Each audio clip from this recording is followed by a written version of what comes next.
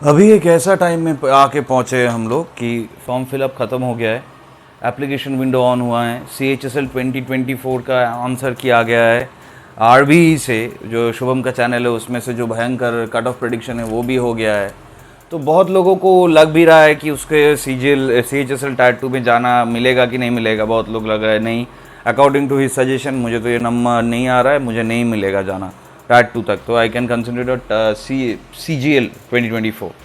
तो हम लोग मोर और लेस पता है कि शुभम का जो एनालिसिस होता है बहुत ज़्यादा रिसर्च करके वो करते हैं, तो ऑब्वियसली वो ठीक होने का चांसेस बहुत ज़्यादा रहता है। तो सपोजिटली अगर किसी का सिलेक्शन नहीं हुआ है तो अभी मतलब समझ रहा है कि सिलेक्शन नहीं होगा according to his cut off and all, जो 150 के आसपास 152 के आसपास बता रहा है जो भी है।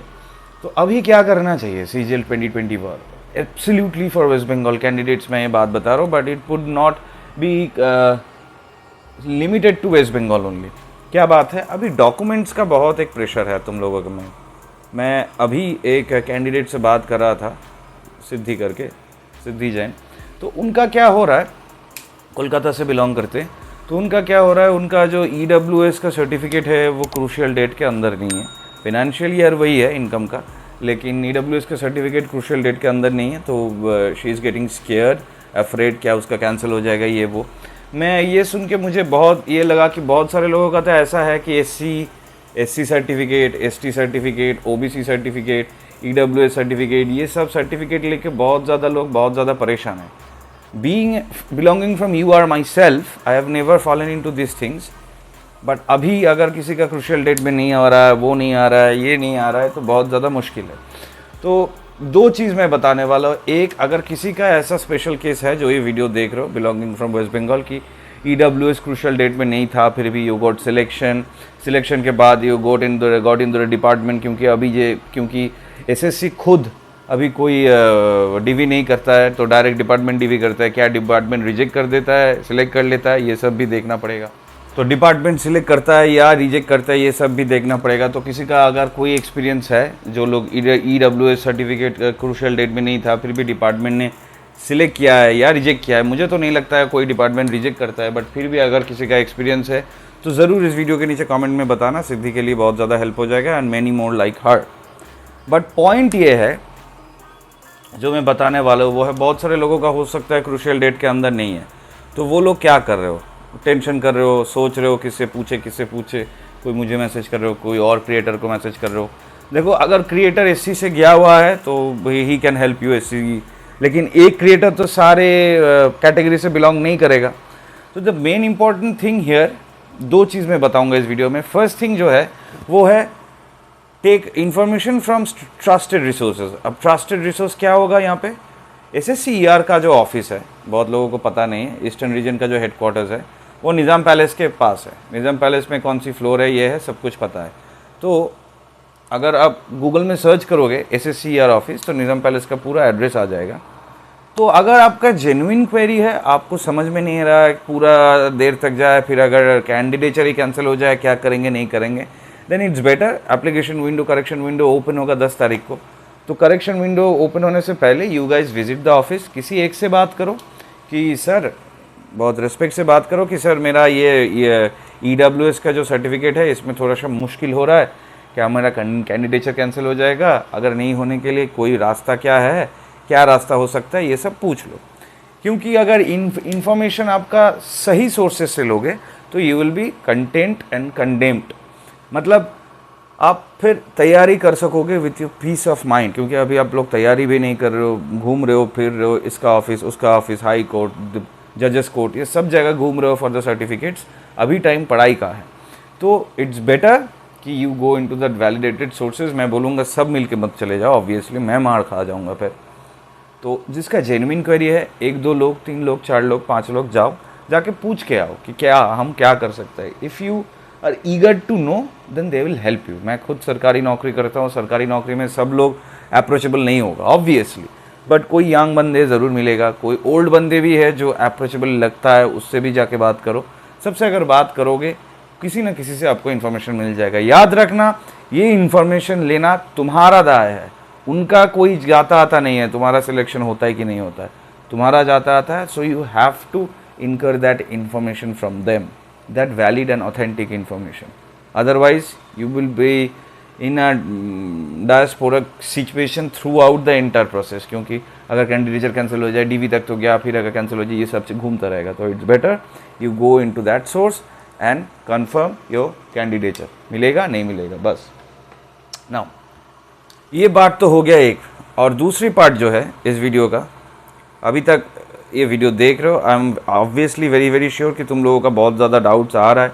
तो ये चैनल ज़रूर सब्सक्राइब कर लेना. 8000 सब्सक्राइबर के करीब में है. 10,000 पहुँच जाएंगे I hope in the process of CGL 2024. Then वो बहुत बड़ा एक माइलस्टोन है. एंड आई होप कि मेरे इस चैनल के थ्रू से ही तुम लोगों को एक अच्छा दिशा में दिखा पा रहा हूँ. तो वीडियो लाइक कर देना और चैनल को ज़रूर सब्सक्राइब कर देना. मेरा नाम किसी को अगर पता नहीं तो हाय, मेरा नाम है प्रत्यय गांगुली. वेस्ट बंगाल स्पेसिफिक मैं वीडियो कर रहा हूँ लास्ट कुछ से, क्योंकि मुझे लगता है लोकल में जितना ज़्यादा मैं हेल्प कर पाऊँगा, धीरे धीरे मैं देश में जाऊँगा. I want to approach everybody who is giving CGL exam from West Bengal. अगर किसी भी तरह से उन सारे लोगों को मैं हेल्प कर पाता हूँ, then it would be very lovely. सिर्फ हम मेरे मेहनत से नहीं होगा, तुम लोगों के लिए, आप लोगों के लिए सब्सक्राइब करना फ्री तो है, हम लोगों के लिए, ये चैनल के लिए बहुत ज़्यादा बेनिफिशियल होगा. CGL 2024 में अभी जो मुश्किल आ रहा है, बहुत लोग मैं देख रहा हूँ, बहुत सारे लोग लाइव मॉक्स देते हो. लाइव मॉक्स में रैंक मुझे मिलता है, इतना रैंक में है. कोई तो लाइव मॉक्स देने के बाद बहुत ज़्यादा डिस्करेजमेंट भी चला जाता है कि इतना डिस्करेजिंग हो गया, मेरा इतना हाई मार्क्स था लेकिन नहीं मिल रहा है. कोई टेक्स्ट बुक से दे रहे हो तो लग रहा है बहुत इजी है, कोई RBE का दे रहे हो तो लग रहा है बहुत हार्ड है, ऑलिव बोर्ड का दे रहे हो तो लग रहा है ठीक ठाक है लेकिन मार्क्स नहीं आ रहा है, मैं क्या करूं. तो मैं एक चीज़ तुम लोगों को बता देता हूं. और इसके साथ एक और चीज़ है, बहुत सारे क्रिएटर्स हैं अभी, बहुत सारे क्रिएटर्स जो एक ही मैथ्स या एक ही क्वेश्चन को हर तरीके से करवाता है. जैसे ट्रिगोनोमेट्री में अगर मैं बताता हूँ तो एक सिंपल सम है कि एक वॉल है AB जिसका हाइट है सपोजिटली 10 मीटर्स. छोड़ दो, इसका हाइट नहीं दिया हुआ है. यहाँ पे ये BC में ये आपका बेस है जो ग्राउंड में है, वो ऐसे टिल्ट करके रखा हुआ है 30 डिग्री में, और वॉल का हाइट है 10 मीटर्स. तो how much distance its feet is apart from the ground, तो BC आपको पूछ रहा है. तो हाइपोटेन्यूज 10 दिया हुआ है, एंगल 30 दिया हुआ है. This is a very basic sum of trigonometry. बहुत सारे लोग ये भी कर सकते हैं, बेस बाय हाइपोटेन्यूज मतलब cos 30 degree equals to BC by 10. क्या आएगा, हो जाएगा. बट मुश्किल हो रहा है कि बहुत सारे क्रिएटर्स ये भी बता रहे हैं कि अगर 30 डिग्री रहा तो तुम पकड़ लेना, क्या बोला था, 1 2 और √3 साइड पकड़ लो. अगर 45 डिग्री रहा तो पकड़ लेना 1 1 √2. मैं बोला ठीक है, मेरे एक स्टूडेंट ही बताया, ये कोई क्रिएटर ऑनलाइन में ये पढ़ा रहा है. बोला ठीक है, अगर मैं 3 4 5 लेता हूँ उसमें क्या मुश्किल है.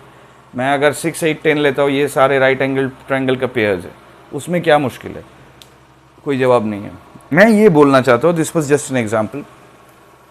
अभी तक जिस तरीके से तुमने प्रिपेयर किया है मैथ्स में, अलजेब्रा जैसे किया है, ट्रिगोनोमेट्री जैसे किया है, अरिथमेटिक, मेंसुरेशन, सब कुछ जैसे किया है, उस मेथड को एक्सपर्ट बनना सीखो rather than getting into all the methods. ये सब मेथड मुझे सीखना है. तुम लोगों का फोमो इतना ज़्यादा हो गया है अभी कि ये क्रिएटर तो ऐसे बता रहा है, लेट्स सी कि ऐसे नहीं हो, ऐसे हो पाएगा तो कैसे होगा. ये क्रिएटर तो ये बता रहा है, ये क्रिएटर तो ये बता रहा नहीं, इसका तो 6 मिलियन सब्सक्राइबर है, इसका तो 2 मिलियन सब्सक्राइबर है, कौन सी करूँ. मैं ये चीज़ बता रहा हूँ. That's the only reason I am not starting teaching in this channel, and I have no intention to teach, because तुम लोगों के पास इतना ज़्यादा टीचर हो गया है ऑनलाइन कि तुम लोग खुद ही कन्फ्यूज हो गए. तुम लोग, आप लोग किसका फॉलो करे भाई, तो खुद का फॉलो करो. बीइंग अ ब्रदर, भैया जैसे मैं एक एडवाइस दे रहा हूँ, जो I have cleared CGL twice, and उस टाइम मैथ्स ही बहुत ज़्यादा था. इंग्लिश का मेथड डिफरेंट हो सकता है, GA का कोई मेथड नहीं होता है, रीजनिंग का मेथड बहुत ही कम होता है क्योंकि रीजनिंग का फिक्स्ड आंसर होता है. मैथ्स का बहुत तरीका का मेथड होता है. तो मेनली तुम लोग मैथ्स में फॉल्टर करने वाले हो, जिन लोगों का मैथ्स का थोड़ा सा वीक है. मेजॉरिटी का मैथ्स वीक थोड़ा सा रहता है, मैथ्स और इंग्लिश ही वीक रहता है. एंड प्रीवियस टाइम्स में CGL ऐसा ही होता था, मैथ्स और इंग्लिश 200 200 400 मार्क्स. तो वो दोनों जिसका स्ट्रांग है उसको नौकरी मिलता था. तो मेरा दोनों ही स्ट्रांग है. मैं इसीलिए तुम लोगों को बता रहा हूँ, जो तुम खुद से जो मेथड लेके आए हो, सपोजिटली प्रॉफिट एंड लॉस में किसी का SP दिया हुआ है, फिर डिस्काउंट दिया हुआ है, फिर एमपी निकालने को बोल रहा है या सीपी निकालने को, वट एवर इट इज़। अगर कोई एक्स पकड़ के करते हो करो, अगर कोई 100 पकड़ के करते हो करो, परसेंटेज में अगर कोई 100 पकड़ के करते हो करो, कोई 1 पकड़ के करते हो करो, जो भी आपका मेथड आपने सीखा हुआ है सब करो, सब मेथड सही है। बट इतना अच्छे से अपने मेथड को ग्रास्प कर लो कि आपको कॉपी में या पेपर में पेन टच करना नहीं पड़े for the majority of sums. क्योंकि मेजॉरिटी ऑफ सम्स में बहुत सारे सम ऐसा रहता है जो दिमाग में कैलकुलेशन हो जाता है, किसी प्लस माइनस हो गया। जैसे मैंने देख रहा था एक मैथ्स आया था CGL 2023 में, उसमें आया था कि इसका इनकम 75,000 है, ये 14,000 इसमें स्पेंड करता है, 22,000 इसमें स्पेंड करता है, 15,000 म्यूचुअल फंड करता है, रेस्ट में 21,000 सेविंग्स उनके पास रहता है, फिर जो रेस्ट है वो डोनेट करता है, तो डोनेटिंग परसेंटेज उसके पूरे इनकम का कितना परसेंट है, ये ऐसा आया हुआ था। तो this is a simple maths of addition then subtraction then percentage. आएगा 3,000 by 75,000, that mean 1 by 25 into 100, 4%। ये सारे सम तुम्हें दिमाग में करना है, जितना हो सके दिमाग में करो, और सारे मेथड फॉलो मत करो, नए नए मेथड मत सीखो, अभी एकदम ही मत सीखो। जो मेथड तुम्हें पता है, ऑब्वियसली तुम्हें कुछ ना कुछ मेथड तो पता है। अगर लग रहा है मुझे ज़्यादा टाइम लग रहा है, ये शॉर्टकट है, ये शॉर्टकट के पीछे भागना बंद करो। जो मेथड तुम्हें पता है उसी को खुद से शॉर्टकट बनाओ। अगर एक्स वाई पकड़ के करते हो तो X by 10 plus 5y by 20 is equal to, अगर 200 है तो पकड़ लो कैसे हम ज़्यादा से ज़्यादा मैथ्स ना सॉल्व करके जितना जल्दी एकदम आंसर में जाके सॉल्व कर पाते हैं। जैसे मैं अगर करूँगा, मैं पूरा एलसीएम वेलसीएम लूँगा ही नहीं। X plus y is equal to 50, supposedly x plus y is equal to 50 ऐसा दे दिया, x plus y is equal to 50, और पकड़ लो x by 10 plus 5y by 20 is equal to 200, supposedly, मैं बोल नहीं रहा हूँ 200। मैं तो ये मल्टीप्लाई करूँगा ही नहीं, एलसीएम करूँगा ही नहीं, मैं डायरेक्ट इसको 1/10 से मल्टीप्लाई कर दूंगा। तो x by 10 plus y by 10 हो गया 5, और यहाँ पे x by 10 plus 5y by 20 हो गया 250। तो यहाँ से डायरेक्ट डिवाइड कर लो, 4y बाई ये 2, 3y बाई 20 हो गया तुम्हारा 245। तो y का वैल्यू क्या है, डायरेक्ट करो। लेकिन जो मेथड तुम किए हुए हो वो मेथड में ट्रस्ट करो, वही मेथड से करो। बार बार ये बात मैं तुम्हें क्यों बता रहा हूँ, क्योंकि अगर बहुत सारे मेथड अभी ग्रास्प करने की कोशिश करोगे, देन एग्ज़ाम हॉल में जाके बहुत हाई चांसेस है you will falter big and create big trouble. हो सकता है टायर 1 ही क्लियर ना हो। मैं फिर से बता देता हूँ, tyre 1 is the competition right now. हो सकता है तुम टायर 2 का पेपर कर रहे हो, टायर 1 का हो गया, टायर 2 भी कर रहे हो, टायर 2 का English full length mock test दे रहे हो, दे सकते हो, कोई गलती नहीं उसमें। But can you attain above 160 in tier 1 in your home mock test? अगर घर में स्टैंडर्ड पेपर में 160-65 ला पाओगे तो हॉल में जाके तुम 140-45 ला पाओगे, क्योंकि हॉल में जाने का एक है, चेकिंग का एक है, दिमाग ख़राब होने का चांसेस बहुत ज़्यादा है। और उस एक घंटे में इतना माइन्यूटली इम्पॉर्टेंट डिसीशंस लेना पड़ता है उस हॉल में। जो दिया हुआ है, जो इसका एक्सपीरियंस है उसी को ही पता है, जो नहीं दिया है उसको कोई समझ में नहीं आया, कोई समझा भी नहीं पाएगा। तो I know how tough it is. 1 घंटे के अंदर तुम्हें पूरा एब्जॉर्व हो जाना है, कोई भी डिस्ट्रैक्शन में डिस्ट्रैक्टेड नहीं होना है। अगर बाजू का कंप्यूटर काम नहीं करे, कोई हॉल का एकदम लास्ट कंप्यूटर भी काम नहीं कर रहा है, तो तुम्हें डिस्ट्रैक्टेड नहीं होना है। वहाँ पे चिल्ला मिल्ली चल रहा है, लेकिन तुम्हें मैथ्स करना है। This requires huge amount of concentration and huge amount of belief create करो। मॉक टेस्ट दो, 160-65 लाओ, बिलीफ बनेगा। अगर 160-65 नहीं ला पा रहे हो तो देख लो कहाँ पे वीक हो रहे हो, उसको बेटर करो, बेटर करते रहो, अपने मेथड से बेटर करो। 10 क्रिएटर का 10 मेथड मत सीखो।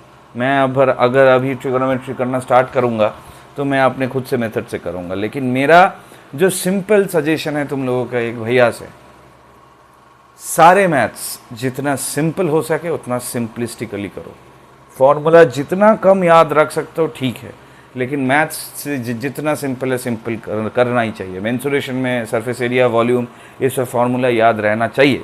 लेकिन हो सकता है CPSP में फार्मूला याद नहीं रखने से भी चलेगा, टाइम एंड वर्क में फार्मूला नहीं रखने से भी चलेगा, टाइम एंड डिस्टेंस में नहीं रखने से भी चलेगा। क्या तुम कॉमन सेंस से वो कर पाओगे? सिंपलिस्टिकली करो, लाइफ को सिंपल रखो, कॉम्प्लेक्स मत करो। आई एम वेरी श्योर कि you will come out with flying colours in tier 1। अगर इस वीडियो लेके कोई भी डाउट्स या क्वेरीज है नीचे मुझे ज़रूर बताना। कोटा और कास्ट सर्टिफिकेट लेके जो भी प्रॉब्लम है, किसी का कोई प्रॉब्लम हो रहा है वो बताना, किसी के पास सोल्यूशन भी है वो भी बताना, क्योंकि this is a community, inter community. Video को लाइक करना, चैनल को सब्सक्राइब करना। मिलते हैं इन द नेक्स्ट वीडियो। धीरे धीरे और भी वीडियो लाऊंगा before the tier 1। Until then, see in the next video. Best of luck from your brother. My name is Pratyay Ganguly, qualified CGL 2 times, उसके पहले बैंक सब कुछ क्लियर किए थे। तो बिलीफ रखो, पैशन रखो और टेनासिटी रखो, क्योंकि ये जो टाइम आ रहा है तुम लोगों के लिए, ये टाइम में सिर्फ मैथ्स में अच्छा होने से नहीं चलेगा। This entire process will test your patience, your desperateness, your passion, your hunger and above all your perseverance. कितना चल सकते हो, गिरने के बाद भी कितने बार उठ सकते हो और ट्राई कर सकते हो। बार बार गिरते रहोगे फिर उठ के ट्राई कर पाओगे। If you can, you will be the winner. Next year अभी तुम्हारे पास जॉब रहेगा। See you in the next video, my guys. Until then, Tara, goodbye, all the very best. Keep subscribing and watching your favorite channel made for SSC. Insta, Facebook, Tele. Follow karo. See ya in the next video.